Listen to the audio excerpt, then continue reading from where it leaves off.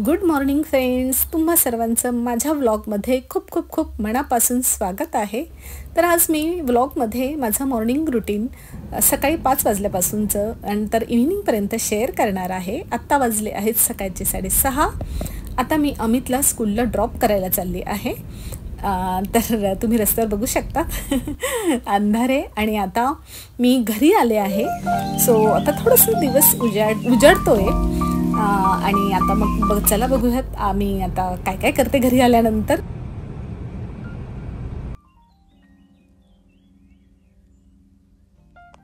तर इथे मी आता योगा करते आहे आणि ते पण बाहेर यार्डमध्ये। तर पहिले सूर्याला नमस्कार करणार आणि मग सूर्य नमस्कार सुरुवात करणार, कारण सगळ्यात महत्त्वाचा म्हणजे आपला दिवस सुरू होतो सूर्यापासून। तर त्याच्यामुळे त्याला नमस्कार करणं खूप गरजेचं असतं। आणि सकाळी मॉर्निंगला योगा केल्यावर इतकं प्रफुल्लित असतो आपण दिवसभर, हा माझा अनुभव आहे। त्यामुळे प्रत्येक गृहिणीने वेळ काढला पाहिजे आपल्या स्वतःसाठी, मग त्या जॉब करणाऱ्या असो घरी गृहिणी असो। तर खूप महत्त्वाचं आहे योगा आपल्या मन शांतीसाठी। किंवा दिवसभर आपण दगदग करतो, बाहेर जॉब करायला जातात त्या लेडीज किंवा घरी असतात त्या लेडीज, की सकाळी नाश्ता नंतर सगळ्यांचे टिफिन बनवणं, दुपारी आपलं जेवण बनवणं, हे सगळं बघावं लागतं। तर खूप धावपळ होते।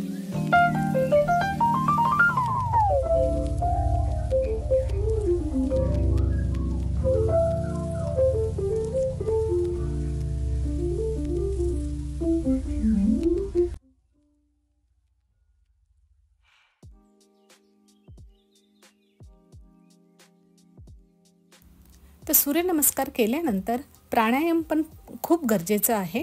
तर इथे मी प्राणायाम करते आहे कपालभाती।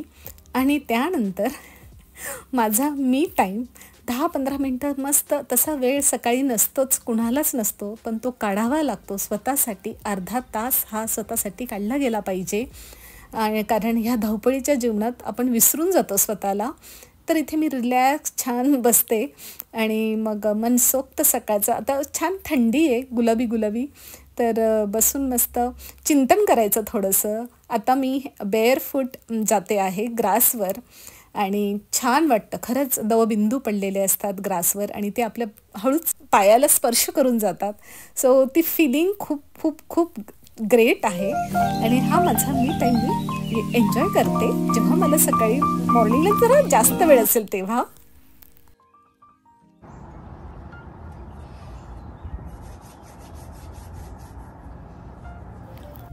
तर आता ब्रेकफास्ट टाईम। तर मी इथे उत्तप्पा करते आहे माझ्यासाठी। अहो आणि अमितला उपमा आवडतो, त्याच्यामुळे त्यांच्यासाठी मी सकाळी उपमा केला होता अमितला ब्रेकफास्टला, तसा तो खाऊन गेला आहे। आणि उत्तप्पा मला म्हणजे डोसा प्लेन मला एवढा आवडत नाही। उत्तप्पा किंवा ऑमलेट विथ व्हेजीस हा माझा सकाळचा खास करून ब्रेकफास्ट असतो। आणि त्याच्यामुळे मी उपमा नाही खाल्ला, तर उत्तप्पा करून खाल्ला। आणि आता हा बघा, हा सकाळी अमितला उपमा करून ठेवला होता, तो आता उत्तप्पा रेडी।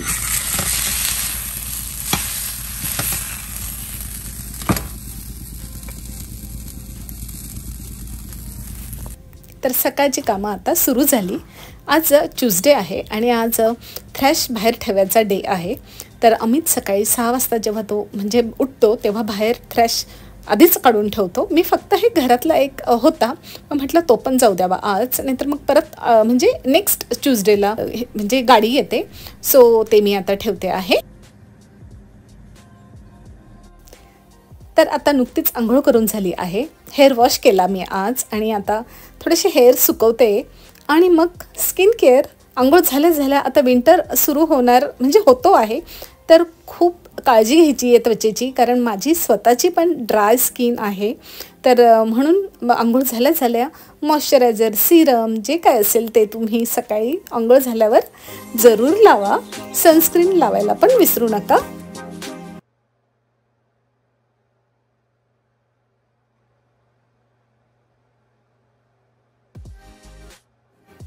तर नेहमी मी क्रीम लावताना थोडासा मसाज करून घेते।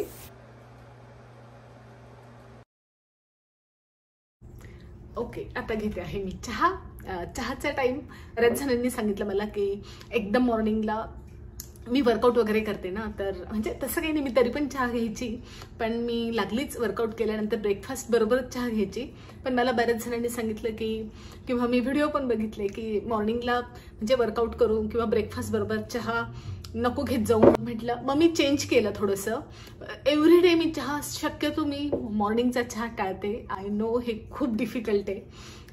तसंच म्हणजे जे चहा लवर्स असतील त्यांना माहीत असेल की चहा सोडणं म्हणजे फार मोठं डील असतं. आणि इव्हिनिंगला मग मात्र 4 किंवा 5च्या दरम्यान मी 1 कप चहा घेते आणि आता माझा चहा एन्जॉय करते.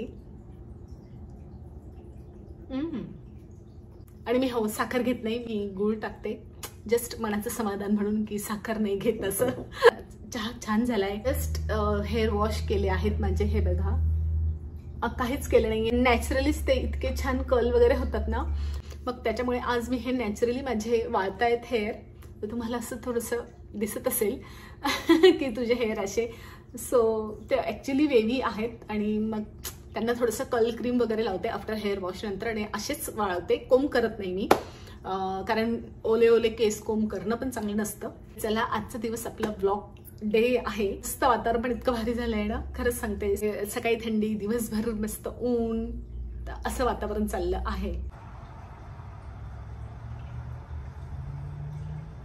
अच्छा, तर इथे आता मी डाळ लावली आहे, मुगाच्या डाळीचं वरण करणार आहे.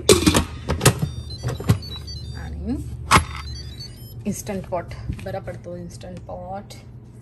आणि तर आता पोळ्या करण्यासाठी पीठ आधी मळून घेते आहे. तर हे मी तुम्हाला पीठ मळायचं मशीन तुम्हाला माहिती आहे, कारण मी ऑलरेडी व्हिडिओ टाकला आहे. तर खूप छान मळलं जातं पीठ. आणि तिकडे पीठ मळता मळता इकडे मी आता भाजी कापून घेते आहे. तर थोडं थोडं पाणी टाकायचं आणि ते त्याचं काम करत राहतं. इथे मी दोडके आहेत, तर दोडकेची भाजी करणार आहे आज. तर दोडका स्वच्छ पाण्याने धुवून तो पुसून घेते आहे. आणि याची मी स्वच्छ धुवून पुसून घेतला आणि आता ते कापून झालंय भाजी. इकडे भाजी कापून झाली, तिकडे पिठाचा गोळा रेडी.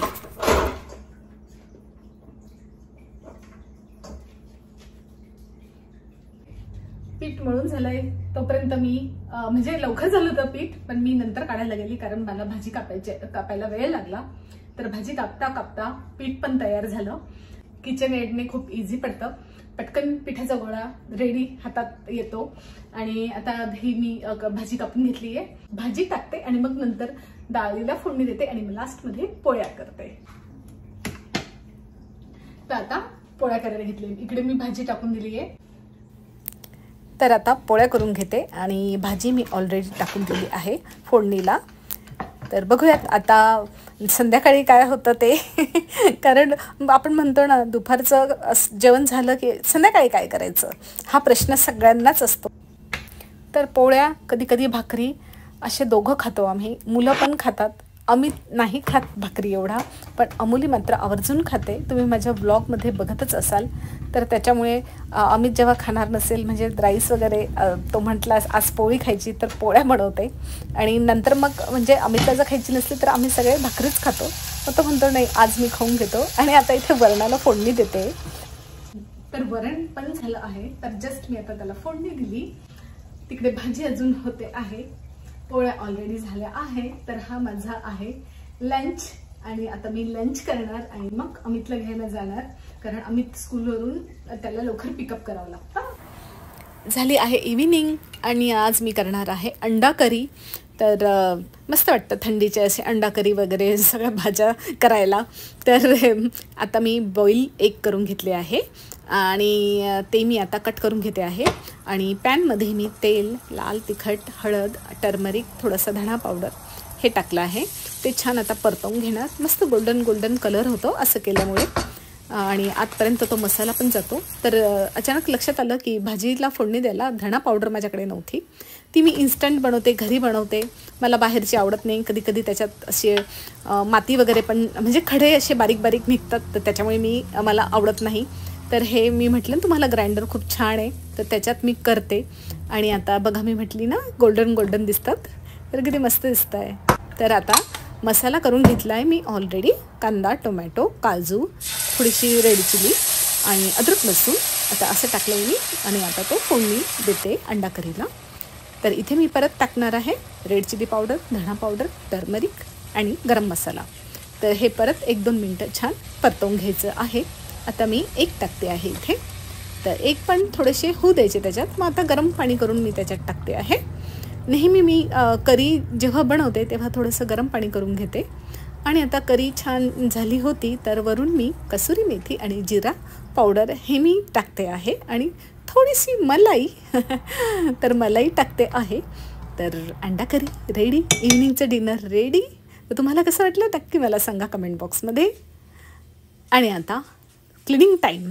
पूर्ण दिवसभर आपण ज्या किचनमध्ये काम करतो तर त्या बिचारावर तो आपल्याबरोबर थकतो तो किचन असंच म्हणावं लागेल किंवा खराब होतं. तर ते क्लिनिंग होणं पण फार गरजेचं असतं इव्हिनिंगला. तर मी इथे ब्रशच्या मदतीने हे खूप इझी जातं आहे मला. सो हा इंडक्शन आहे आणि पूर्ण वर असे ग्लास आहे वरून पूर्ण. तर थोडं जरी काही केलं आपण आणि आपल्या इंडियन कुकिंग असतंच की पोळ्या असतात, हे असतं ते असतं, तर खूप खराब होतं. आणि त्याच्या आजूबाजू अशी थोडंसं म्हणजे जेवढी बारीक जी काही तुमचा कचरा असेल तर ह्या ब्रशने सगळा तो क्लीन केला जातो. जे आता मी हे फायनल टच देते. तर मी इथे लिक्विड किचन क्लीनरचं लिक्विड वापरलं आहे हे क्लीन करण्यासाठी. हे बघा. सो हा फायनल लुक. तर मी छान परत एकदा क्लीन करून घेते आहे. आणि हे बघा किती चकाचक झालं आहे.